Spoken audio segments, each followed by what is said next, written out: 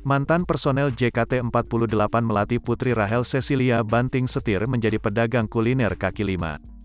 Dengan cekatan, Melati melayani pembeli yang ingin nasi bakar.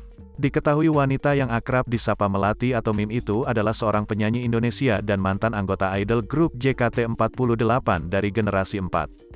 Mim resmi bergabung di tim T pada tanggal 1 Desember tahun 2016 hingga tanggal 31 Desember tahun 2020 dan dipindahkan di tim J pada tanggal 1 Januari tahun 2020 hingga tanggal 24 Oktober tahun 2020. Pada Rabu, tanggal 18 Mei tahun 2022, malam, gadis kelahiran tanggal 1 Januari tahun 2000 itu membagikan live TikTok tengah berjualan.